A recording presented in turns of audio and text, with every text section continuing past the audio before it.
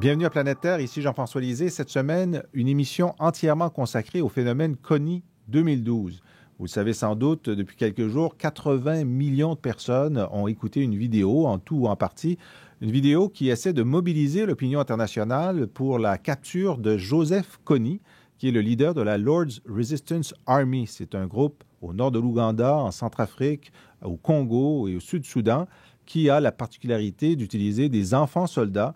Et c'est un thème très porteur, évidemment. Nous allons, nous, à Planète Terre, faire ce que nous tentons de faire depuis maintenant 3 ans, aller en profondeur. Donc, nous allons examiner à la fois le phénomène historique, réel, le conflit entourant Kony et la Lord's Resistance Army, et nous allons analyser en parallèle le phénomène médiatique des médias sociaux qui est ce vidéo qui est devenu le plus grand succès viral de tentative de mobilisation.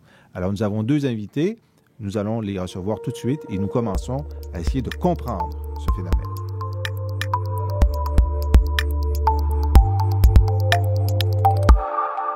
Alors, comme promis, on parle de ce phénomène Kony 2012. Vous l'avez peut-être reçu 1 fois, 20 fois, 30 fois sur vos courriels ou par vos amis Facebook. Pour en parler, 2 personnes qui s'intéressent à la fois à la technique des médias sociaux, à cette réalité, et au fond du problème, au fond de la question de Kony, de la Lord's Resistance Army. Bon, d'abord, Sandra Rodriguez, merci d'être avec nous. Merci à vous. Sandra, vous êtes doctorante en sociologie, vous vous spécialisez dans les médias sociaux, l'engagement des jeunes à travers les médias sociaux. On vous avait déjà reçu à ce sujet-là, et aussi sur l'utilisation que font les ONG des médias sociaux pour transmettre leur message. Alors, on est en plein dedans. Et Sandrine Perrault, merci d'être là, Sandrine. Ça me fait plaisir. Alors, Sandrine, vous êtes chercheure à Sciences Po Paris, au CERI, au laboratoire de recherche. Vous êtes une spécialiste des questions du nord de l'Ouganda. Vous êtes intéressée à Joseph Kony et à la Lord's Resistance Army en particulier. Parmi vos textes récents, The Campaign Against the LRA, Old Wine in New Bottles, c'est-à-dire est-ce qu'on reprend des vieilles techniques dans des nouveaux emballages. Également, ça c'est dans un livre collectif, Victory Against the People. Amongst People. Amongst People, Victory Amongst People, merci de me corriger. Et dans la revue Politique africaine, aux sources de l'incompréhension de la Lord's Resistance Army, où vous examinez pourquoi il y a de mauvaises interprétations de ce que c'est, de ce que ça veut faire. Et nous pratiquons ici la transparence totale. Alors, Sandrine, vous êtes ma conjointe, alors on se connaît. Et c'est ce genre de discussion que nous avons à table sur Kony bien avant l'éruption de cette extraordinaire sensation des médias sociaux. Alors, parlons d'abord des faits. Alors, qui est Joseph Kony? Qu'est-ce que la Lord's Resistance Army? Et pourquoi a-t-elle attiré l'attention, entre autres, de la Cour pénale internationale? En fait, ce qu'il faut savoir sur la LRA et sur Joseph Kony, c'est que finalement, on sait très peu de choses. Bon, ça fait 25 ans, plus de 25 ans maintenant que la Lord's Resistance Army est active, et malgré ça, on a très peu d'informations sur ce groupe armé-là. Ce qu'on sait, notamment de Joseph Kony, c'est qu'il est né au début des années 60 au nord de l'Ouganda, donc dans la région Acholi, qu'il a quitté très tôt l'école, qu'il a été formé en tant que médecin traditionnel, et surtout, un élément clé, c'est qu'on le dit doué de dons de médium. Et ça va être vraiment un des éléments clés pour comprendre la manière dont ça a cimenté aussi idéologiquement la Lord's Resistance Army. En fait, son engagement armé remonte à 1987, c'est-à-dire 1 an après le début de la guerre au nord de l'Ouganda. Une guerre entre qui et qui? Une guerre entre le nouveau gouvernement ougandais, donc la National Resistance Army de Yoweri Museveni, qui venait de conquérir le pouvoir militairement. Et qui est toujours au pouvoir aujourd'hui. Qui est toujours au pouvoir. Et plusieurs groupes insurgés qui étaient essentiellement formés par les anciennes élites militaires, les élites militaires de l'ancien régime. Mais il y avait également, donc, aux côtés de ces groupes armés, on va dire professionnels, formés par ces anciens militaires, il y avait également d'autres groupes, notamment celui de Joseph Kony, qui mêlait à la fois un discours politique, c'est-à-dire un discours visant à renverser le gouvernement ougandais, et un discours plus religieuse, spirituelle. Plus spirituelle, voilà, qui visait à une régénération de la société Acholi, c'est-à-dire qui disait vouloir guérir la société Acholi de ces maux qui avaient été provoqués par les violences que cette armée du Nord avait causées à la fin des années 80, notamment au sud de l'Ouganda. Donc c'est une sorte de guérison du sang par le sang. Donc il y avait ce message-là, ce message millénariste aussi, qui appelait pour une nouvelle société Acholi qui serait purifiée de... Et dites-nous, les Acholi, donc c'est une nation, une ethnie du nord de l'Ouganda. Oui. Oui, c'est une... Et en fait, ce qui est intéressant, et c'est une des raisons d'ailleurs pour lesquelles le conflit n'avait pas attiré l'attention jusqu'au milieu des années 2000, c'est que le conflit s'est joué dans cette région Acholi essentiellement, qui représente, on va dire, à peu près la Belgique. À l'échelle de l'Ouganda. Donc ça s'est passé vraiment dans une périphérie de l'État ougandais et dans l'ombre de la success story ougandaise, donc ce qui a fait la réputation du gouvernement de Museveni, c'est-à-dire à l'ombre d'une politique de reconstruction, de pacification d'abord, et de reconstruction politique, économique du pays. Donc c'était la région en guerre, la seule région en guerre, alors que tout le pays avait été pacifié par la NRA. Alors, évidemment, on se concentre très tôt sur la technique utilisée par Joseph Kony de kidnapper des enfants, les garçons pour en faire des soldats, les filles pour en faire des esclaves sexuels. Et des soldats aussi. Et des soldats aussi. Et des agents de renseignement. Alors, en quoi est-ce spécifique à Kony? Est-ce qu'il innove ou est-ce que c'est quelque chose qui préexistait? Alors, il faudrait juste revenir un tout petit peu sur l'évolution du mouvement et la raison pour laquelle il a recouru à ces enlèvements. En fait, au départ, la Lord's Resistance Army avait le soutien d'une partie de la population au nord de l'Ouganda parce qu'il participait de ce mouvement anti-Museveni qui visait donc à renverser le jeune pouvoir. Donc, il avait ce soutien-là dans les toutes premières années, mais il l'a rapidement perdu. Notamment parce qu'on doutait de ses pouvoirs spirituels, enfin parce qu'il n'arrivait pas à générer de la légitimité à l'interne. Et donc, à partir du moment où il a perdu le soutien local, une des manières de survivre pour son mouvement, ça a été de recruter de force les enfants. Maintenant, est-ce qu'il innove? Malheureusement, non, parce que c'est quand même...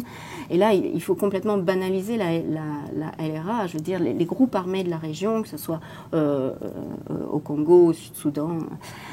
utilise aussi ce mode de conscription forcée qui permet aussi pour les groupes armés d'avoir un contrôle plus fort sur les nouvelles recrues.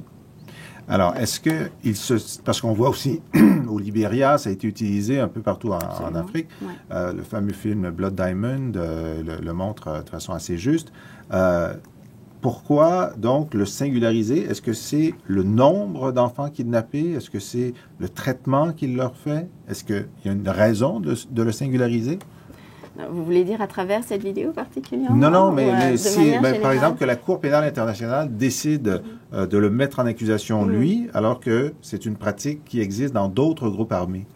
Alors, en fait, ça revient un petit peu à s'interroger sur le pourquoi de la non-internationalisation du conflit jusqu'aux années 2000 et au pourquoi de l'internationalisation et même du boom de l'internationalisation du conflit à partir de ce moment-là. Ce qu'il faut comprendre, en fait, par rapport au conflit nord-ougandais, c'est que au départ, on n'en parlait pas, donc comme je vous le disais, parce qu'on l'a interprété comme une violence résiduelle par rapport à la guerre civile qui avait eu lieu dans les années 80 en Ouganda et qui donc finalement allait être résolue par le gouvernement avec un petit peu d'effort et un petit peu de temps. C'est ce qu'a fait croire le gouvernement ougandais pendant plus de 15 ans à la communauté internationale.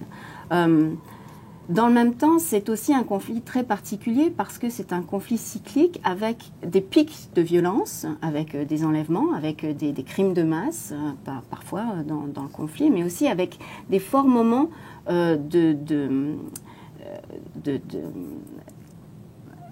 D'assoupissement de la violence ou d'accalmie, ouais. C'est-à-dire des moments où il ne se passait rien, où la LRA était dans ses bases arrières, où simplement elle cultivait, où elle régénérait ses forces, etc. Donc finalement, c'est un conflit peu médiatique. C'est un conflit très répétitif où on dit « 2 enfants ont été enlevés là, 3 civils ont été tués là, une vingtaine là, un massacre, oui, de temps en temps. » Donc là, oui, les médias, y compris les médias nationaux, s'y sont intéressés ponctuellement, de manière très ad hoc, mais finalement n'ont pas suivi l'évolution du conflit. Là où le moment où en fait le conflit justement a été singularisé et est arrivé sur les radars de l'attention internationale, sur les radars médiatiques, a été pris en charge par les acteurs UN, etc.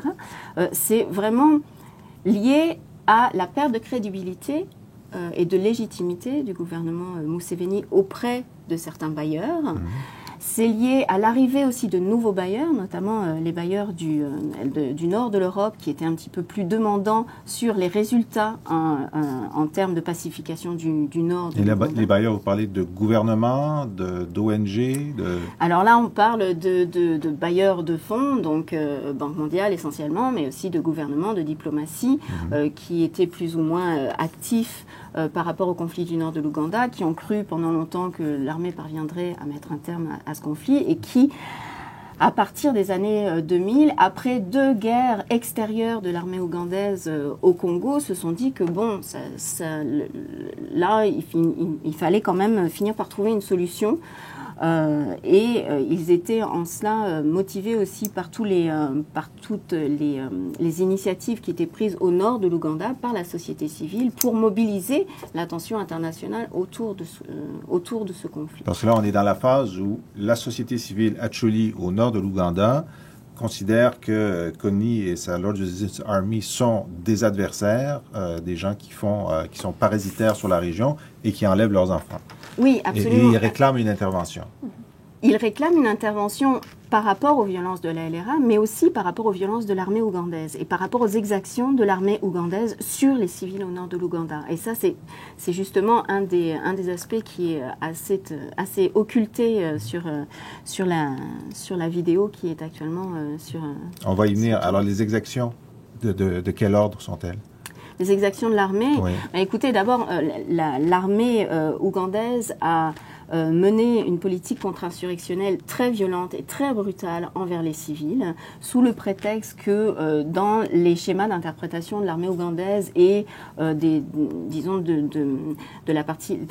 membres les plus radicaux de la hiérarchie militaire, visaient à faire croire que la LRA et la population Acholi collaboraient. C'est-à-dire que pour eux, on était dans une zone d'opposition au gouvernement et donc il y a eu une assimilation des civils Acholi avec la LRA. Et donc les campagnes contre-insurrectionnelles qui ont été menées contre la LRA, en fait, ont eu des répercussions très graves par rapport aux civils, avec des internements dans des camps de déplacés insalubres, non gérés par le gouvernement ougandais, et avec des brutalités et des violences de l'armée au nord de l'Ouganda. Est-ce qu'on parle de torture, de viol? De tout ça, de torture, de viol, à l'intérieur des camps, simplement de brutalité, d'intimidation, etc. Et donc, on disait, donc la population locale est mécontente à la fois de la Lord Resistance Army et à la fois de l'armée ougandaise, donc réclame une intervention plus internationale. Et là, on passe dans la phase où des étrangers, des ONG, s'intéressent à la situation locale, mais aussi dans la phase où Joseph Kony change son terrain d'intervention. Il n'est plus au nord de l'Ouganda, il se déplace. Donc il y a eu une séquence. Et entre ces 2 périodes, en fait, il y a eu les pourparlers de paix de Djouba. L'entrée des acteurs UN dans le conflit, c'est l'intervention du sous-secrétaire des Nations Unies pour les affaires humanitaires, Jan Egeland, qui sous la pression d'acteurs locaux de l'UNOCHA. Vraiment, ça se joue vraiment sur 2 ou 3 acteurs qui ont fait pression pour que Jan Egeland vienne au nord de l'Ouganda. Donc, après sa visite, Jan Egeland a déclaré, et a fait le premier buzz sur Internet, a déclaré que le conflit du nord de l'Ouganda était le conflit le pire au monde, et le plus oublié. Et donc, ça faisait partie de ces coups de projecteur qu'il voulait porter sur quelques-uns des conflits de la région. Donc, il a vraiment sélectionné le conflit ougandais comme l'un de ces coups de projecteur qu'il voulait donner. Et là, on est à quelle année? Là, on est fin 2003. Et à partir de 2004, en fait, ce qui est intéressant, c'est qu'on a vraiment toute une ruée d'acteurs, dont Invisible Children, donc l'ONG qui a produit la vidéo, mais aussi d'acteurs UN qui étaient plus ou moins présents, mais pas du tout impliqués sur le nord de l'Ouganda, de journalistes, de nouveaux chercheurs, d'ONG locales, internationales, qui donc vraiment ont un petit peu changé la lecture du conflit. Parce que le point d'entrée le point d'entrée qu'ils ont eu sur le conflit, c'était un point d'entrée à la fois humanitaire, qui dépolitisait le conflit, c'est-à-dire que le conflit était moins un conflit politique qu'une crise humanitaire à gérer, avec le déplacement à l'époque de 1,6 million de gens, pour les chiffres les plus conservateurs, presque 1,8, c'est-à-dire 90% de la population du nord de l'Ouganda. Et aussi avec un positionnement moral par rapport aux violences exercées par la LRA, et notamment l'extrême violence, qui est très difficile à expliquer et qui conduit à des prises de position juridiques, humanitaires très fortes. Aidez-nous à comprendre. Alors, Sandra Rita, je vais venir à vous dans un instant, mais je pense qu'il faut vraiment avoir, là, pour une fois, la base factuelle et historique du mouvement. La différence entre la violence et l'extrême violence?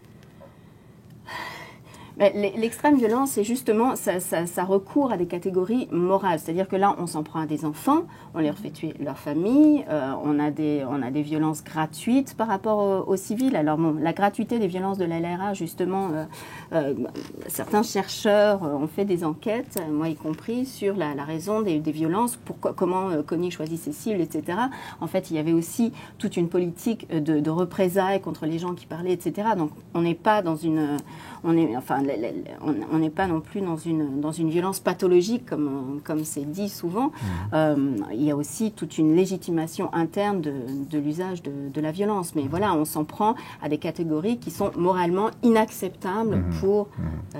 Il faut dire, Sandrine, que vous avez parlé à des ex-commandants de Kony, vous avez parlé aux victimes, vous avez parlé aux gens sur le terrain, vous avez parlé aux commandants de l'armée régulière et à des membres du gouvernement Museveni. Donc, c'est un milieu que vous connaissez bien.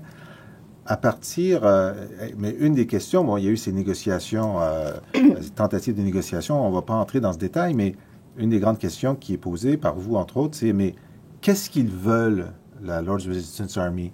Est-ce qu'il y a une négociation, est-ce qu'il y a une revendication avec laquelle on peut composer, ou est-ce que, comme certains le disent, en fait, c'est devenu une armée pas de métier, mais c'est la carrière finalement, leur vie, c'est d'être en train de faire la guerre à ceux-ci ou ceux-là. C'est comme ça qu'il n'y a pas de raison politique autre que leur auto-perpétuation comme groupe armé.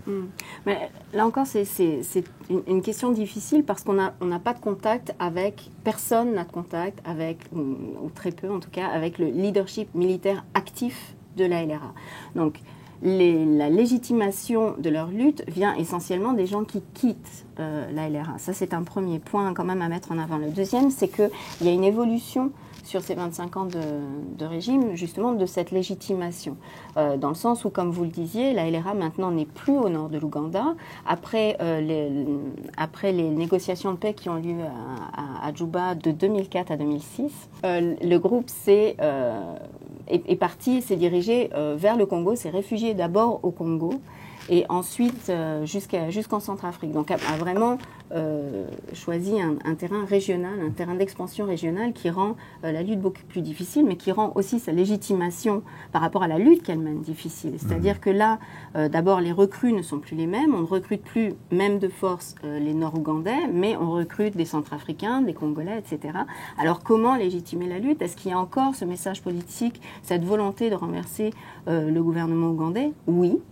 C'est encore un message que Kony diffuse auprès de ces hommes, mais ça n'explique pas tout. C'est-à-dire, maintenant qu'ils sont à des milliers de kilomètres du nord de l'Ouganda, comment justifie-t-on ça? Je pense qu'actuellement, on est vraiment dans une phase de restructuration de la LRA, de relégitimation de la violence qu'elle exerce, et qu'on est en train d'avoir une modification à la fois de son mode opérationnel et de la manière dont elle se positionne dans le champ politique de la région. Mais il n'y a pas de discours de Kony, il n'envoie pas de cassettes, il ne fait pas de liste de revendications. Et il y a des gens qui quittent. Vous dites, on le sait parce qu'il y a des gens qui quittent. Donc, il y a quand même des gens qui quittent. Mais c'est quand même une des difficultés par rapport à la LRA. Et comme je le disais en commençant, c'est vraiment cette difficulté de ne pas avoir d'informations directes. On avance des chiffres qu'on ne peut pas vérifier, qui ne sont ni vérifiés ni vérifiables. Non, les 30 000 enfants. Voilà, vous dites 30 000 enfants kidnappés. C'est un chiffre qui circule depuis plus de 10 ans sur la LRA, qui forcément a évolué, mais qu'on est incapable de corriger de manière fiable. Ça peut être 20, ça peut être 40, on n'a aucune idée. Ça peut être 60. Voilà, une étude statistique a montré que plus de 60 000 enfants avaient été enlevés au nord de l'Ouganda. Maintenant, comment est-ce qu'on juge ça? Parce qu'il y a aussi des enlèvements qui durent une demi-journée. Kony se sert des enfants et des jeunes adultes, d'ailleurs, parce qu'on insiste beaucoup sur les enfants, mais il y a également des jeunes adultes.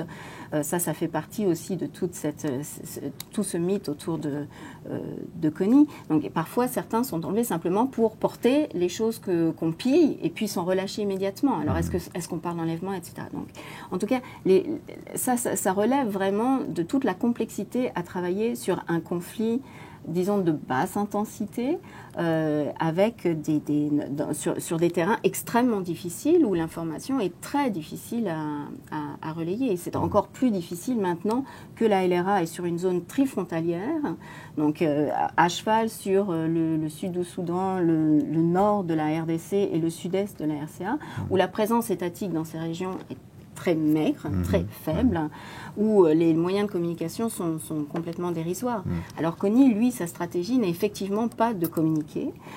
Ça fait partie du mode organisationnel de la LRA. C'est-à-dire que c'est un mode de contrôle aussi qu'il a sur cette organisation, c'est-à-dire cette coupure avec l'extérieur, parce que c'est un mode de contrôle qui dépend vraiment de la coupure de ceux qui sont recrutés vis-à-vis de leur milieu social d'origine. Donc on ne communique pas avec les milieux sociaux d'origine, on ne communique pas non plus à l'extérieur, dans le sens aussi où, ça c'est assez intéressant, et cet épisode des pourparlers de paix de Djouba a été la seule fenêtre d'opportunité où justement on a pu parler à Kony directement, où il a invité des journalistes. Mais Kony n'était pas présent à la table des négociations. Alors, il était représenté. Il était représenté à Djouba, mais par contre, il avait ouvert, disons, une arrière-scène des négociations au Congo, où il était réfugié, dans un camp où il acceptait ou pas de recevoir les différents interlocuteurs et les journalistes. Mais cette seule phase d'ouverture à l'extérieur que la LRA a connue s'est très vite refermée, parce qu'en fait, la LRA, et Kony notamment, a complètement échoué. Alors c'était intéressant parce qu'il s'est même préparé au niveau communicationnel. Avant, on le voyait avec les dreadlocks, les habits militaires. Pendant cette période de pourparlers, il est arrivé les cheveux courts, rasés avec une moustache rasée de près, des habits civils, etc. Donc il y avait un effort de communication. Vraiment, ils ont essayé ce levier-là, mais ils ont complètement échoué, dans le sens où ils se sont complètement heurtés à une lecture préconstruite de la LRA qui a démoli leur volonté de... Sandra Rodriguez, oui. On va venir à vous parce qu'on veut entendre parler d'une ONG qui s'appelle Invisible Children, oui. qui a fait ce documentaire. On va y venir. Mais d'abord, qu'est-ce qu'on peut dire de cette ONG? En fait, l'ONG Invisible Children, je ne la connais pas spécifiquement. J'ai pu, justement, depuis l'événement de la vidéo qui s'est rendu viral, essayer de faire un petit peu de recherche et regarder. Et Sandrine vient d'expliquer tout ce qu'on ne voit pas dans la vidéo. C'est-à-dire non seulement les informations dont la vidéo ne traite pas sur la situation en Ouganda, mais même sur la façon dont les ONG fonctionnent habituellement avec les situations locales. Dans le cas d'Invisible Children, c'est une ONG fondée par 3 jeunes chrétiens évangélistes. C'est ce qu'on sait d'eux, du moins. Ils sont partis en 2006 de leur propre gré dans le nord de l'Ouganda. C'est tel que c'est décrit sur le site web même de l'ONG. Donc, ils disent qu'ils sont partis en 2006 dans le nord de l'Ouganda. Ils ont été confrontés à une réalité qu'ils connaissaient mal ou connaissaient peu de leur propre aveu et ont décidé qu'il fallait faire quelque chose. Donc, ils entament une campagne médiatique, médiatique pas au sens des médias sociaux, encore une fois, c'est-à-dire qu'ils commencent à dire qu'il faut en parler à des journalistes, ils essayent de contacter certains journalistes, essayent de contacter surtout des bases et fondent leur propre organisation, Invisible Children, qui dit l'objectif est clair, ces enfants kidnappés, ces enfants soldats kidnappés sont invisibles. On n'en parle pas dans les médias, on n'en parle pas sur la place publique, il faut les rendre visibles. Donc, ils commencent à aller dans les universités, auprès d'institutions, ils font du lobbying et réussissent même à envoyer une lettre à Obama pour demander d'envoyer plus de troupes militaires américaines dans le nord de l'Ouganda pour attraper le fameux Joseph Kony. Et donc, ils ont un objectif qui est clairement avoué même dans la vidéo, dans les quelques premières minutes, ils le disent. Nous voulons qu'il soit connu. Nous voulons en faire un personnage aussi connu, une célébrité, au même titre que George Clooney ou Lady Gaga, que les gens soient capables d'en parler, parce que justement, puisqu'on vient de dire que la force de Joseph Kony, c'est d'isoler aussi le conflit du monde extérieur, de ne pas parler aux journalistes, la logique de l'organisation Invisible Children, c'est de dire, si tout le monde en parle, il ne pourra plus se cacher. Si la grogne monte contre Joseph Kony à l'international, elle montera probablement aussi localement et il ne pourra plus se cacher. On va être capable de l'attraper et de le prendre. OK. Donc, l'objectif, c'est de créer une base dans l'opinion publique assez forte pour obliger le gouvernement américain, la première puissance militaire au monde, à arrêter Kony en 2012. Donc ça, c'est la stratégie telle qu'elle est proposée. Avouée dans la vidéo. C'est très clair, c'est très transparent. Voilà. On va voir dans un instant ce que ça donne, si c'est la bonne stratégie, mais en tout cas, c'est leur stratégie. Et d'ailleurs, en réponse aux critiques, ils disent, c'est peut-être pas la bonne, mais c'est celle qu'on a et c'est ce qu'on veut faire. Alors vous avez décomposé un peu le message et sa dissémination. Alors parlez-nous d'abord de la vidéo. En fait, la vidéo, déjà, quand je l'ai vue comme tout le monde, apparaître sur Facebook et sur les réseaux sociaux, et déjà, ce qui m'a surpris, c'est... En fait, la popularité de la vidéo, elle est sans précédent, on en a parlé énormément, mais j'ai essayé de regarder un petit peu aussi la stratégie employée. La vidéo, à ma grande surprise, n'a pas été diffusée sur YouTube en premier, mais sur Vimeo. Et au bout de à peu près 7 jours, donc on dit un petit peu plus que 2 semaines, elle a fait 7 millions de visiteurs. Donc déjà, c'était énorme. À partir du moment où ils ont obtenu 7 millions de visiteurs sur Vimeo, ils ont décidé, quand je dis « ils », c'est l'organisation Invisible Children, d'afficher la vidéo non plus seulement sur Vimeo, mais sur YouTube. Pourquoi ne pas avoir fait tout de suite YouTube, qui est le principal vecteur? Parce que c'est une stratégie. Et là, je ne veux pas surprendre personne. Les ONG qui essayent justement de faire des campagnes virales connaissent cette technique. On essaie généralement d'interpeller une base qui se construit. Normalement, une base est fermée en cercle un peu plus, je dirais pas restreint, mais des gens qui se connaissent. Et si on connaît un peu l'utilisation de Vimeo par rapport à l'utilisation de YouTube, Vimeo est souvent employé par des gens qui font partie d'une organisation ou qui sont dans un cercle. Ce sont des vidéos moins populaires, plus privées, et qui circulent donc de façon un peu plus privée. À partir du moment où on atteint la base et la base s'élargit, on sait donc déjà que la vidéo a un potentiel beaucoup plus grand de diffusion virale. Si vous voulez, si je donne une vidéo à 2 personnes et que je leur demande de l'envoyer à 14 personnes, il y a moins de réussite que si j'envoie 2000 personnes et que cette base de 2000 personnes l'envoie elle-même à 14 personnes. Donc, on sait que l'impact ou la rapidité du phénomène viral est plus rapide si la base elle-même supporte déjà la vidéo. Okay. C'est un peu les 16 premiers jours d'essai, si on veut. C'est un peu, un peu le agar-agar de la bactérie, c'est-à-dire qu'on est là, je ne vais pas comparer la vidéo à une bactérie, mais c'est un peu dire, il faut laisser que ça fermente. Il faut laisser la fermentation à peu près en 16 jours sur Vimeo. À partir de ce moment-là, ils ont mis la vidéo sur YouTube. Et là, c'est là où on parle d'une campagne. Il y a un mot d'ordre qui est donné à ce moment-là. C'est une décision. Je ne sais pas si c'est un mot d'ordre dans le sens de stratégie clairement avouée, affichée, on a tout calculé, mais c'est plutôt une décision de l'organisation où à partir du moment où elle a un poids viral, ils se disent, mais Vimeo, c'est trop restreint encore. C'est encore plus des cercles fermés de communautés Internet, alors que quand on va sur YouTube, là, on parle vraiment à la communauté Internet élargie au très, très grand public. Et là, à leur grande surprise, selon les propres membres de l'organisation, en 72 heures, ils ont 43 millions de clics. Et là, ça dépasse les phénomènes viraux comme Susan Boyle, la chanteuse qui jusqu'à maintenant avait été un des phénomènes viraux les plus importants. En 72 heures, donc 43 millions. Aujourd'hui, on est déjà rendu à 79 millions. En moins d'une semaine, ils ont atteint les 70 millions de visiteurs sur YouTube. Alors moi, quand je l'ai vu passer, je l'ai reçu 3 fois le même jour, donc c'était sur YouTube, même, je pense, dans la même heure et demie. Et comme c'est un sujet qu'on discute à table, j'ai quand même été intéressé. Mais je suis quand même quelqu'un d'occupé, alors j'ai dit, combien de minutes 30 minutes, 29 minutes et demie. J'avais pas 29 minutes et demie à donner à ça, alors voilà. Je pense au 3e renvoi, j'ai dit, bon, je vais quand même regarder.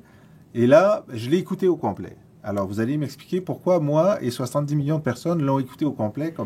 C'est la grande... En fait, je ne pense pas que 70 millions de personnes l'aient écouté au complet. La stratégie de la vidéo, elle est très bien faite. C'est une excellente campagne de mobilisation. C'est une excellente campagne virale. Excellente campagne de levée de fonds aussi. On pourra y revenir. Mais elle est vraiment segmentée en 3 sections. Les premiers 10 minutes, et ça, n'importe qui travaille en cinéma ou en télévision peut vous le dire, généralement, dans les 10 premières minutes, c'est ce qu'on appelle l'hameçon. C'est l'hameçon où on essaie d'aller chercher un public, parce qu'on sait très bien que pas seulement les jeunes, mais monsieur et madame tout le monde n'ont pas une demi-heure à consacrer à une vidéo. Et s'ils veulent y consacrer une demi-heure, on est mieux d'être intéressant dans les 10 premières minutes. Donc, les 10 premières minutes sont construites pour que l'ensemble du message de la vidéo se tienne dans ces 10 minutes-là. Quelqu'un, donc, qui n'a pas le temps de regarder la vidéo, en 10 minutes a compris. Et dans ces 10 minutes-là, on bombarde le spectateur de messages comme « renvoyer la vidéo »,« renvoyer la vidéo »,« votre action que vous pouvez faire, c'est renvoyer la vidéo ». On en parle pendant les 10 premières minutes. Donc, on s'adresse vraiment au public qui n'a pas le temps de regarder l'ensemble de la vidéo, mais on envoie un mot d'ordre, au moins renvoyez-la. Pendant les 20 premières minutes, donc la deuxième tranche de 10 minutes, on rentre vraiment dans des explications du contexte politique. Et là, on a plus de nuances. Les gens qui ont décrié que la vidéo ne contenait pas de nuances se sont vite fait dire, au contraire, elle en contient. On peut déjà voir qui a regardé les 10 premières minutes ou les 20 premières minutes.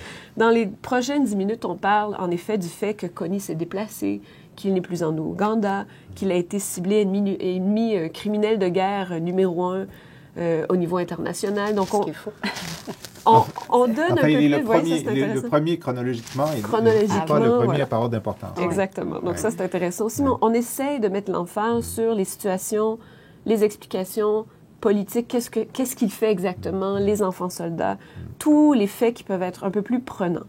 Et donc ça encore, c'est une technique de marketing, voire de levée de fonds bien connue. À partir du moment où on a réussi à hameçonner quelqu'un, donc susciter son intérêt, on doit alimenter cet intérêt avec des explications sur pourquoi il devrait être intéressé par cette cause.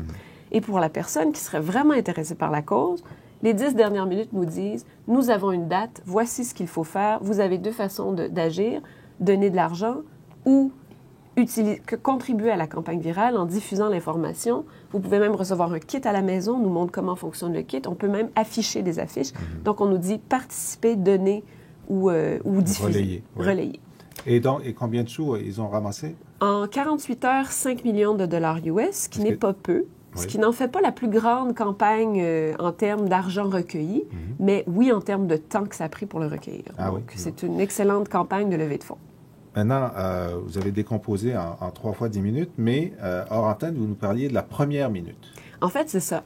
Mis à part ça, c'est comment la vidéo fonctionne. Donc, c'est une vidéo, donc, ce sont des techniques, si on veut, qui sont employées par des campagnes médiatiques habituelles. à part cette connaissance et cette expertise qu'ils ont acquis dans la construction de ce vidéo-là, ils y ont rajouté une connaissance accrue des médias sociaux et de leur fonctionnement, mais surtout de ce qui fait qu'une campagne peut facilement devenir virale. Donc, ils ont une très, très bonne connaissance du fonctionnement des mèmes. Les mèmes, j'expliquais un petit peu auparavant ce que c'est qu'un mème. Un mème, en anglais, on prononce meme. C'est simplement un concept ou une idée. C'est donc un concept déjà emprunté de la génétique. C'est un concept ou une idée qui est rendu viral sur le web. Dans le langage informatique, donc quand on parle d'un mème, on ne parle pas des gènes, mais on parle littéralement d'une idée. Par exemple, les vidéos de chats qui tombent. On peut en faire des blagues. Ça a été repris d'une façon fulgurante. Un chat qui tombe, 40 millions de clics. Le petit panda qui éternue. Oui. Susan Boyle. Ce sont des cas de phénomènes viraux sur le web qui, donc, on a internalisé. On les voit, on les reconnaît tout de suite. Qui sont globalisés et on reconnaît tout de suite parce qu'on sait qu'on les a vus. On les a vus. Puis c'est associé à de l'intérêt ou à un plaisir qu'on a eu de le voir la première fois. Et généralement, on le rediffuse, mais surtout, les mèmes ont une façon de fonctionner qui se ressemble. Okay. Et donc, il y a une façon de fonctionner des mèmes qu'on revoit dans cette vidéo-là. Dans les 50 premières secondes. Donc là, on s'adresse spécifiquement à la tranche de la population qui est du genre à rediffuser les mèmes. Donc, on se dit, je vous ai parlé des 10 premières minutes, ça, c'est vraiment pour le public en général. Mais dans les 50 premières secondes, il y a une façon d'accrocher ceux qui risquent le plus de relayer l'information, donc ceux qui sont des adeptes des mèmes. Ce qui fait généralement qu'un mème fonctionne, c'est qu'il est autoréférentiel. On dit d'un mème qu'il est efficace quand il parle du pouvoir des médias sociaux et qu'il demeure très cyber-optimiste. La vidéo commence directement avec une évocation à Facebook qui détient à elle seule aujourd'hui plus de membres que la planète avait d'habitants il y a 200 ans. Donc on dit ça littéralement dans les premières secondes. On nous dit les médias sociaux nous aident à partager, à échanger, nous donnent un pouvoir d'action à nous, pauvres citoyens. Je caricature un peu, mais c'est pour faire le point. C'est comme ça qu'un mème fonctionne. Donc, on parle de cyber-optimisme, mais en plus, on fait des autoréférences à des mèmes. Donc, il y a une page Facebook qui défile, et dans la page Facebook, on voit des vidéos apparaître qui sont des vidéos qui sont des mèmes très connus, comme la jeune fille sourde qui s'entend pour la première fois, qui en ce moment est une des vidéos virales qui fonctionnait le mieux juste avant la campagne de Connie. Ce que ça donne... Et on voit des chats, puis on voit Susan Boyle. On voit des chats, on ne va pas jusqu'à voir Susan Boyle, mais on voit exactement ce genre de vidéo-là. Donc, ça parle à tous les amis Facebook du monde. Donc, on est avec vous, on est dans votre famille, et on vous trouve bon, puis vous pouvez avoir encore plus de pouvoir que vous ne le pensez. Donc, il y a vraiment un message. Et il y a un effet d'entonnoir. Et il y a un effet d'entonnoir. C'est-à-dire, déjà, on s'adresse dans les premières secondes, on dit, voici les gens qui sont les plus à même de diffuser ces messages. On leur dit, vous aimez Facebook, vous êtes sur Facebook, vous connaissez ça, vous envoyez des vidéos à vos amis. Donc, on s'adresse déjà à la personne qui est à même de faire. Dans la deuxième section, quelques secondes plus tard, on montre ce que les médias sociaux ont permis dans le cas des luttes, par exemple, du printemps arabe. Donc, on a des références à la Tunisie, à l'Égypte, et on nous dit, les médias sociaux nous aident à changer le monde. Donc, on commence. On ne sait pas encore de quoi ils vont nous parler. D'ailleurs, c'est très déroutant en termes intellectuels, là, parce que de quoi est-ce que ce vidéo va nous parler? Mais c'est pour... En fait, c'est ce qui a permis aux vidéos d'être virales et si fort, c'est qu'on nous dit, vous avez un pouvoir d'influence grâce aux médias sociaux que vous n'aviez jamais auparavant. Vous avez un pouvoir d'influence sur des situations politiques internationales, et on nous montre des exemples. Et on nous dit enfin, non seulement ça, mais on nous dit, vous appartenez à une génération qui peut le faire. Et ça m'a surpris quand je l'ai entendu parce que ça disait, voici le pouvoir des médias sociaux. Et je cite, il dit, older generations are getting concerned. En d'autres termes, les vieux s'inquiètent. Ça, c'est dans les 50 premières secondes. Ça, c'est ce qu'on veut entendre lorsqu'on est jeune. C'est ce qu'on veut entendre. Si en plus, ça peut embêter les vieux, c'est une prime. Et donc, en effet, ça participe d'un sentiment d'appartenance qui est un peu le propre des mèmes. Je vous disais que les mèmes ont une façon de fonctionner. Les mèmes ne sont pas toujours conçus comme des mèmes. On ne pense pas toujours à une campagne en disant on va en faire une campagne virale. Les vidéos, par exemple, du panda qui éternue n'ont pas été conçues avec une idée d'en faire un phénomène viral. On n'a pas dit au panda tu vas faire ça. Ouais. On n'a pas timé, on n'a pas... Mais ce qui en fait un phénomène viral, c'est souvent le fait que les internautes qui diffusent la vidéo, plus que la vidéo elle-même, veulent participer à un sentiment d'appartenance, à une grande intelligence collective. Donc, c'est très mystique, ça a été hautement critiqué, justement, mais c'est un peu l'idée de dire, nous appartenons à une société qui aujourd'hui plus que jamais est connectée, peut communiquer. Le fait d'envoyer cette vidéo et que je l'ai vue et que tout le monde d'autre l'a vue, je fais donc partie de cette grande collectivité. Donc, si on veut, en quelque sorte, pour pas montrer non plus pour pas inventer non plus des portées machiavéliques à cette vidéo, c'est pas... leur objectif était le bon. Je crois pas qu'ils aient absolument réfléchi à toutes ces stratégies. Par contre, ils en ont été inspirés, fortement inspirés. Donc, dans les premières secondes, on nous dit, vous êtes capable de faire quelque chose, c'est la diffusion de cette vidéo qui est la plus importante. Et on nous donne une date limite, 20 avril 2012. 20 avril 2012, c'est la nuit où tout le monde doit afficher Connie. Voilà. Et on donne une date limite pour l'arrêté, qui est 2012, donc 31 décembre. On va en parler dans une seconde. Et on va ensuite utiliser une technique narrative beaucoup plus traditionnelle, c'est-à-dire celle de l'enfance. L'enfance, donc il y a un enfant en particulier du nord de l'Ouganda qui est mis en scène sur sa détresse d'avoir perdu son frère, et un enfant blanc nord-américain qui est le fils du réalisateur, à qui on explique qu'il y a des bons et des méchants et qu'il faut faire quelque chose. Mais là, je veux dire, on n'a rien inventé. Là, on est vraiment dans l'exploitation du thème de l'enfance pour aller chercher l'émotion en fait, c'est la grande force de la vidéo aussi, c'est qu'elle joue sur deux techniques qui ont fait leur preuve, si on veut. Au niveau des... je devrais dire malheureusement, ou... oui, je vais dire malheureusement, je m'affirme. Dans le milieu des ONG, l'utilisation de l'enfant noir qui pleure, je caricature à peine, est employée et a été employée pendant des années et elle est très efficace. Les organisations non gouvernementales qui ont mené des campagnes de levée de fonds comme ça, par exemple au Canada, ont été capables de recueillir à elles seules 10 fois ce que les autres ONG canadiennes recueillent dans une année. Donc, avec une campagne où on emploie ce genre de message, on dit souvent c'est la corde émotive qui fait ouvrir les cordes du portefeuille. Ouais. C'est exactement ça. Donc, il n'y a rien de particulièrement nouveau dans le cadre de cette vidéo. On a un enfant noir qui pleure, qui dit qu'il veut mourir et qu'il faut aider avec une promesse, nous allons t'aider. C'est sans m'affirmer sur ce que je pense de ce genre de stratégies qui ont été quand même hautement critiquées en termes d'éthique, notamment par les associations et des regroupements d'organisations non gouvernementales. Et les académiques. Et les académiques qui décrivent ce genre de message pour réussir à recueillir des fonds. Il utilise aussi une autre technique avec l'autre enfant, c'est-à-dire le sien, qui fait beaucoup plus partie, si on veut, d'une culture YouTube, d'une culture de la diffusion sur le web, c'est-à-dire la vie individuelle affichée en public.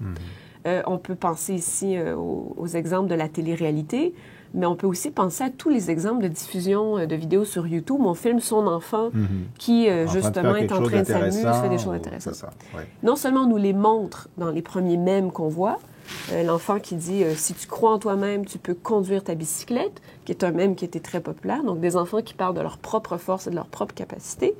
Le réalisateur lui-même montre l'accouchement de son enfant, va jusqu'à montrer son enfant qui fait ce qu'on voit dans des mèmes, c'est-à-dire son enfant qui s'amuse, son enfant qui utilise les médias sociaux. Oui, qui fait un film, qui fait un petit montage sur le film. Et qui est capable d'utiliser les technologies. Donc. Encore là, moi, je regardais ça, on est rendu à la 4e minute. Là, je dis, oui, mais c'est écrit Connie en haut, là. Quand est-ce que Connie s'en vient? Mais on est toujours dans cet hameçonnage émotif. Bon, alors, ça nous donne une bonne idée de la vidéo. Maintenant, ce que je propose qu'on fasse, c'est qu'on prenne une pause musicale et qu'on revienne ensuite sur les autres aspects. Sandrine Perrault, vous avez vu un rap au sujet de Connie. De quoi s'agit-il? C'est intéressant parce qu'en fait, sa vidéo a vraiment favorisé une créativité au niveau d'Internet, notamment en termes de clips vidéo dénonçant ou soutenant ce projet. Et parmi celles-là, parmi ces initiatives, moi j'ai retenu celle de 2 artistes australiens qui se positionnent par rapport à l'actualité et qui s'appellent Juice Rap News et qui ont produit un rap assez délirant et avec une critique très sophistiquée mais également humoristique de cette vidéo qui s'appelle Yes We Connie. Yes We Connie. Alors, on écoute ça, on envoie un extrait et on revient tout de suite après. Welcome, dear viewers, to the show. It's only the start of 2012, but already coast to coast we hear reports that humanity has evolved globally. Now that we know the cause of all our woes, Joseph Kony. The world's now on a better path, and the panacea seems to have come from this hero white man here, whose internet video played a vital role in highlighting the plight of Uganda's child soldiers. It went viral and spread with unprecedented speed, shared over Twitter feeds and endorsed by celebrities. To tell us more... Alors, nous sommes de retour à Planète Terre, l'émission des chercheurs du Cerium. On parle de Kony 2012, avec deux invités, Sandra Rodriguez, doctorante en sociologie, spécialiste des réseaux sociaux, et Sandrine Perrault, chercheur à Sciences Po Paris, spécialiste de Kony, de la LRA et des conflits en Ouganda. Alors évidemment, on vient de le voir sur cette vidéo un peu ironique. En fait, on mobilise la jeunesse américaine et occidentale pour essayer de convaincre l'armée américaine d'être plus présente en Afrique et d'arrêter Kony et la LRA. Bon, alors on peut ironiser là-dessus, mais la question de base qui est posée par donc toute cette campagne, c'est est-ce que Kony sera arrêté en 2012, d'après vous? Mais je pense que je pense d'abord que c'est une fausse question, enfin une fausse question ou du moins une question partielle pour envisager la fin du conflit. C'est-à-dire l'autre question qui découle de ça, c'est est-ce qu'il suffit d'arrêter Kony pour arrêter les violences dans toute cette région frontalière d'Afrique centrale? Oui, mais Kony, est-ce qu'il sera arrêté en 2012?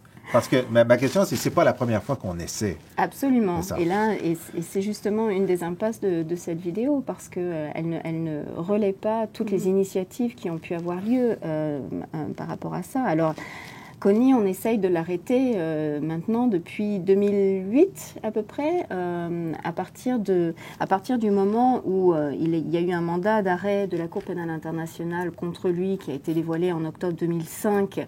On a commencé à se demander qui allait pouvoir l'arrêter, parce qu'il y avait plusieurs acteurs militaires dans la région, notamment des missions des Nations Unies au Sud-Soudan ou dans l'Est du Congo, mais qui, ni l'une ni l'autre, ne voulaient prendre en charge cette traque contre Kony. L'armée ougandaise, oui, mais puisque les bases de la LRA étaient soit au Sud-Soudan, soit ensuite au Congo, ça voulait dire intervenir à l'extérieur. C'est ce qu'elle a fait. C'est ce qu'elle a fait jusqu'en Centrafrique. Et à un certain moment, l'armée ougandaise a failli arrêter Kony. Ah oui. A presque arrêté Kony, notamment en Centrafrique. Donc il y a eu des tentatives militaires, il y a eu aussi des tentatives d'extinction militaire du mouvement en tant que tel. Pour l'instant, ces initiatives ont échoué. Il y a même eu des initiatives avec l'appui de l'armée américaine. Oui, absolument. Oui, mais l'armée américaine, c'est pas la première fois qu'elle s'implique sur ce conflit. C'est de toute façon un des partenaires les plus proches de l'armée ougandaise et donc de la restructuration, de la modernisation de l'armée ougandaise. Alors, en fait, c'est une alliance qui était très, très présente au milieu des années 90, qui s'est ensuite un petit peu tarie après l'implication de l'armée ougandaise au Congo. Notamment la deuxième implication militaire de l'armée ougandaise au Congo, mais qui s'est renforcée à partir de 2001, au moment où, évidemment, on a les attaques du 11 septembre, et où le président ougandais, réussit à faire mettre Kony sur la liste, et la LRA sur la liste des groupes terroristes du département d'État. Bon, alors, on sait que c'est une grande victoire du mouvement Invisible Children d'avoir convaincu l'administration américaine d'envoyer une centaine de conseillers militaires en Ouganda. Ils sont là depuis quelques mois. L'armée ougandaise, enfin le détachement de 4000 soldats qui était consacré à cette tâche, maintenant a été réduit à 2000. Est-ce que c'est une question d'intensité? Je veux dire, on ne peut pas prévoir si oui ou non ça va marcher, mais pourquoi est-ce que ça marcherait cette fois-ci alors que ça n'a pas marché avant? La réponse qu'il donne à Invisible Children, c'est qu'on n'a jamais concentré suffisamment d'attention et de ressources pour y arriver, et notre campagne pourrait faire cette différence. Est-ce que c'est crédible? Oui et non. Oui, c'est une question de ressources, parce que effectivement, les différents acteurs militaires qui sont sur place manquent de ressources. Et là, je pense à la fois aux missions des États-Unis qui manquent de ressources humaines, qui manquent de ressources financières pour participer à cette traque. C'est aussi le cas des armées des différents acteurs militaires nationaux qui s'engagent, que ce soit l'armée centrafricaine, l'armée congolaise ou l'armée toute neuve du Sud-Soudan, si on peut dire une armée. Toutes manquent de moyens, toutes manquent d'efficacité et certaines même perpétuent les violences contre les civils également. Donc on est dans un manque de moyens. Oui, est-ce que les moyens récupérés par Invisible Children iront vers ça ? C'est là toute la question. Et en fait, par contre, ce qu'a fait Invisible Children pour l'instant sur le terrain, c'est qu'elle a ouvert une ONG qui fonctionne au nord de l'Ouganda, qui apporte des bourses notamment aux anciens enfants qui avaient été enlevés par la LRA, etc. Mais au Congo, ils ont aussi une mission là-bas qui a notamment payé l'installation d'une grosse antenne qui permet de participer à tout un système d'alerte précoce. C'est-à-dire que les civils qui jusque-là n'avaient pas accès à des réseaux téléphoniques peuvent se servir de cette antenne pour relayer les attaques de la LRA. Alors, en soi, c'est une très bonne idée, c'est une excellente idée. Quand on pousse un petit peu plus, ça pose quand même certains problèmes. Ça pose des problèmes parce que d'abord, il faut pouvoir vérifier l'information. Là, il y a une gradation, il y a des notes qui sont mises par Invisible Children pour juger de la fiabilité de l'information de 1 à 5. À partir de 2, ils la mettent en ligne et ils transmettent ces informations à l'UNOCHA qui elle-même transmet ces informations à la MONUSCO. C'est-à-dire donc au groupe d'intervention des Nations Unies et à l'armée américaine. Alors, on ne sait pas. Voilà, alors mais de toute façon, leur objectif, c'est d'arrêter Kony. Alors, s'ils ont des informations, il est normal qu'ils les donnent à ceux qui peuvent l'arrêter. Oui, mais encore faut-il les vérifier. Oui. Et là, c'est toute la difficulté de ce conflit qui se mêle à d'autres conflits locaux. C'est-à-dire que la LRA n'est pas le seul groupe armé dans la région. Et par certains aspects, le fait d'avoir aussi monté, d'avoir singularisé la LRA fait qu'à chaque fois qu'on a une attaque, à chaque fois qu'un bandit attaque ou pille quelqu'un, on dit « Ah, c'est la LRA est là ». Il faut être beaucoup plus prudent dans le traitement des informations et avoir une vision beaucoup plus large de ce qui se passe et des violences qui sont menées dans la région. Alors, ce vidéo, donc cette campagne virale qui est le plus grand succès connu, a provoqué énormément de réactions de la part de la communauté Facebook, de la communauté des médias sociaux. Alors, comment est-ce qu'on a pu, à travers les jours, mesurer l'adhésion ou la critique? En fait, je vais vous dire en termes très personnels, je n'ai pas mesuré cette adhésion critique. Et comme on le disait tout à l'heure, le temps que les académiciens vont prendre pour être capables de vraiment donner des statistiques, des chiffres réalistes et crédibles sur le phénomène, ça va prendre un petit peu plus de temps. Par contre, ce qui est évident, c'est à l'œil sur les réseaux sociaux, en voyant les fils de nouvelles, les fils d'affichage passer. Tout de suite, dans les quelques premières heures, presque tout le monde essaie de relayer la vidéo de Kony. Quelque temps après, ça n'a pas été très, très long pour ceux, surtout, qui ont pris le temps de la regarder un peu plus longtemps. Les critiques se sont mis à poindre. Et ma prédiction pour le phénomène Kony, et un peu ce que je déplore du phénomène, c'est que oui, en effet, on se dit, est-ce qu'on va réussir à attraper Kony au moins pour une fois? Est-ce que le fait que la population mondiale, et par là, on doit entendre aussi nord-américaine et occidentale, puisque ce sont en grande majorité des jeunes nord-américains qui ont regardé la vidéo. Dans les 70 millions dont on parle, ça dépasse les simples États-Unis et le Canada, mais disons que c'est la grande majorité de ceux qui ont regardé la vidéo. On se dit donc qu'on parle à une population qui est capable de donc être conscientisée et faire pression. Or, la critique s'est tout de suite mise à déplorer le genre de message qui est employé et dire il y a aussi une notion de responsabilité dans les messages. On ne peut pas seulement dire parlons-en, que ce soit en mal ou en bien, mais parlons-en, quand les messages véhiculent aussi des préjugés sur l'Afrique, des préjugés sur les modes d'action, des préjugés sur la capacité d'action des Occidentaux dans la résolution de conflits. Donc, tous ces genres de critiques ont commencé à poindre dans les réseaux sociaux. Tout à fait. Et je vous arrête là parce qu'il nous reste 1 minute et je veux donner le dernier mot au Nord-Ougandais. Est-ce que eux... Alors, on sait que Kony, personnellement, n'a pas réagi, mais qu'est-ce qu'on sait de la connaissance qu'ont les Nord-Ougandais de l'existence de cette campagne? Et si oui, leur réaction? Alors, c'est les Nord-Ougandais, c'est aussi les Congolais. On commence à avoir un petit peu de remontée par rapport à ce qui se passe sur le terrain. Et en fait, la plupart des commentaires qu'on a, c'est oui, j'en ai entendu parler, mais non, je ne l'ai pas vu, évidemment, parce qu'on est quand même dans des régions où Internet n'est pas toujours accessible, ou parfois même on n'a pas d'électricité pour pouvoir projeter ça. Et donc, on a eu des premières projections publiques de ce film. Alors, ça a été le cas, par exemple, à l'IRA. On en a eu quelques autres ailleurs. Et les réactions qu'on a sont des réactions... à l'IRA, par exemple, ça a été une réaction d'abord d'étonnement par rapport à la vidéo, et ensuite de colère. De colère parce que on célèbre Kony, mais on ne parle pas des victimes. On restait aussi dans un traitement très occidental de ce qui se passait, que beaucoup d'informations ont été mises de côté pour pouvoir mobiliser des jeunes blancs du Nord. C'est clairement pas un message qui était fabriqué pour ce marché-là, pour ces gens-là. Non, pas du tout, pas du tout. Mais une des interrogations, c'est où va aller l'argent? C'est-à-dire mobiliser de l'argent pour en faire quoi? Pour arrêter Kony? Oui, en faisant quoi? Il se passe des choses sur le terrain. Hein, c'est pas les premiers à essayer. Il se passe des choses. Alors comment vous allez vous articuler avec tout ça?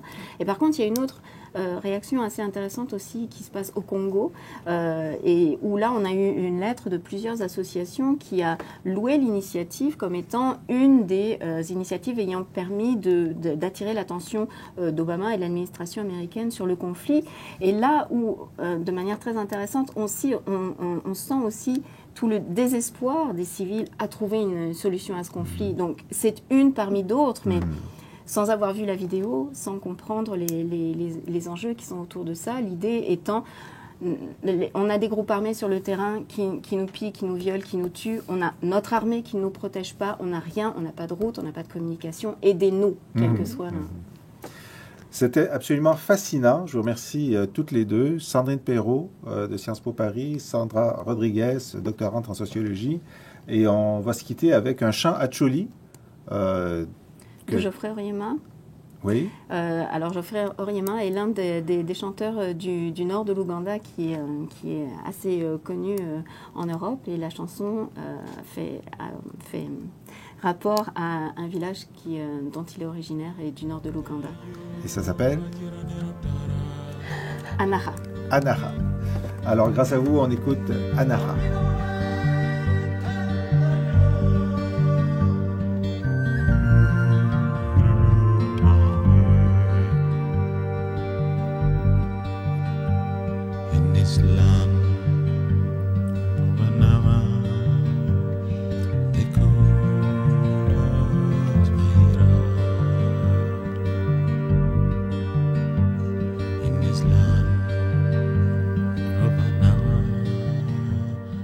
Voilà, c'était notre émission pour cette semaine. Merci de l'avoir écoutée. J'espère qu'elle vous a plu.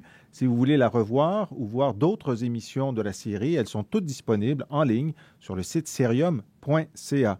Vous trouverez aussi sur le site l'annonce et l'inscription pour notre gala annuel du Serium. De quoi s'agit-il? Chaque année, le Serium, le quotidien Le Devoir et Radio-Canada récompense une personnalité qui, pendant l'année écoulée, a fait une contribution remarquable à l'internationalisation du Québec ou à la compréhension du monde par les Québécois. 5 finalistes ont été choisis par le jury. Un lauréat sera dévoilé le soir du gala, le jeudi 29 mars prochain. Et nous allons aussi rendre hommage à quelqu'un qui a beaucoup fait pour la compréhension du monde par les Québécois pendant sa carrière, le journaliste Pierre Nadeau. Ça va être une soirée fascinante.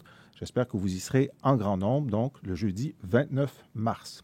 Vous trouverez aussi sur le site l'annonce de nos écoles d'été de juillet prochain. Elles sont disponibles, elles sont décrites. Les inscriptions sont ouvertes. Nous allons parler du Brésil, de la Chine, du printemps arabe, des réseaux criminels internationaux, des droits de l'homme dans le monde, de 8 sujets d'actualité qui vous permettront à vous, citoyens intéressés, enseignants, professeurs, étudiants des cycles supérieurs, membres d'ONG, gens d'affaires, à venir parfaire votre connaissance pour un jour ou deux ou une semaine sur ces sujets et faire en sorte que vous ayez une bonne compréhension du monde tel qu'il change.